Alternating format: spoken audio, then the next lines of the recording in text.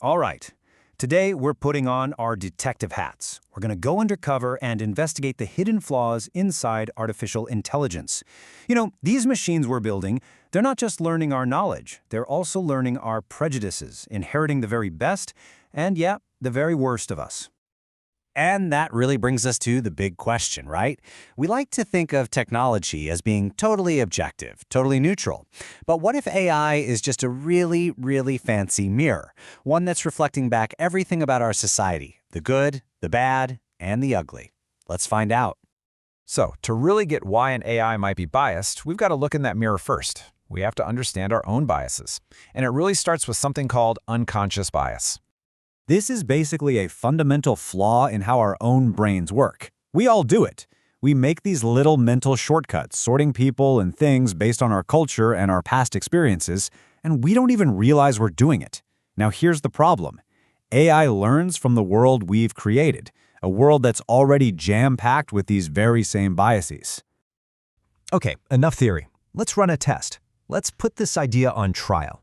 We're going to give an AI a pretty simple, creative prompt and see if it falls back on some old, ingrained stereotypes about gender. So here's the prompt. It's super simple, and this is important, it's completely gender neutral. It just says a scientist, not a man or a woman. So what do you think is going to happen? Let's take a look. And there it is, instantly. The AI defaults to a male protagonist, Dr. Edmund Bellamy. It didn't even hesitate. When it heard scientist, especially a Victorian one, it chose a man for the part. So the real question is, why?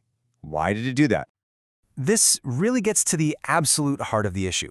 The AI has been trained on literally centuries of books and stories from our own history, a history where, let's be honest, men pretty much dominated fields like science. It inherited what some people call the patriarchal canon. It's not actually thinking. It's just a parrot repeating the patterns it found in all that data. Okay, so that was an unconscious bias, kind of like a bad habit it picked up. But what about deliberate control? For our next experiment, we're going to test a specific AI model called DeepSeek to see if it has some programmed political boundaries. So this time, we're asking for something critical about a major world leader. This is a good test of the AI's willingness to even touch politically sensitive topics. Let's see how it handles it. And look at that, it does it. It spits out a poem with some very clear critical language. It talks about an iron fist, expanding borders. Okay, so far so good. The AI is clearly capable of being critical. But now for the real test. We're going to ask it for the exact same type of poem, just about a different world leader. Is it going to apply the same standard? Whoa, nope, a complete shutdown. Sorry, that's beyond my current scope. The very same AI that was just happy to write a critical poem now hits a hard wall and refuses to do it. I mean, when you put it side by side like this, it's undeniable. This isn't just an unconscious bias it learned from old books. No way. This is a deliberately programmed rule, a restriction. Someone told the AI what it can and absolutely cannot criticize. So we've seen bias that's inherited, and we've seen bias that's deliberately programmed. But let's go back to that first kind, the sneaky, unconscious bias. Where does that stuff actually come from? It all comes down to one thing, the data. AI learns from a digital snapshot of our world, the internet, books, articles, you name it. But here's the catch. That snapshot isn't balanced at all. It's heavily weighted toward the voices and cultures that have historically been the most powerful and have published the most stuff. And this creates a massive problem, because just throwing more data at it doesn't fix the bias. Sometimes it just makes it worse. It amplifies it. If certain groups are underrepresented in the training data, the AI basically learns that their perspectives are less important, or maybe even wrong.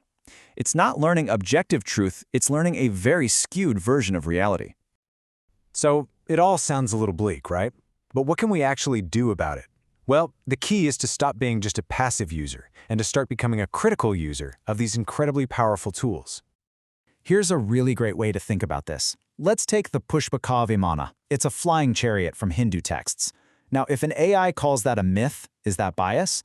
Well, it depends. Here's the critical question. Is it consistent? If it treats all flying chariots and magic carpets from every culture as mythical, then okay, that's a uniform standard. But if it calls the Indian one a myth while treating, say, a Greek or Norse one as more legitimate, well, that's not a standard, that's prejudice. And that is the kind of bias we really need to watch out for. Look, we're not trying to eliminate all perspective. That's impossible. An AI has to have some point of view. What we're trying to identify is this harmful, systematic stuff, the kind that consistently privileges dominant groups and silences or just gets it wrong when it comes to marginalized voices. So, what can you actually do? It boils down to 3 simple steps. First, just know that bias exists, period, in every single AI. Second, be critical. Don't just take what it says as gospel. Question its answers.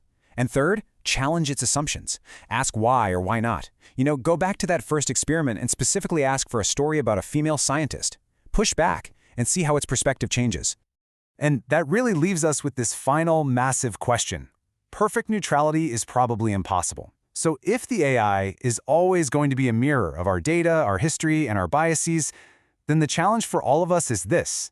How do we build and use these tools, not just to reflect the flawed world we already have, but to help create the better, more equitable world we actually want?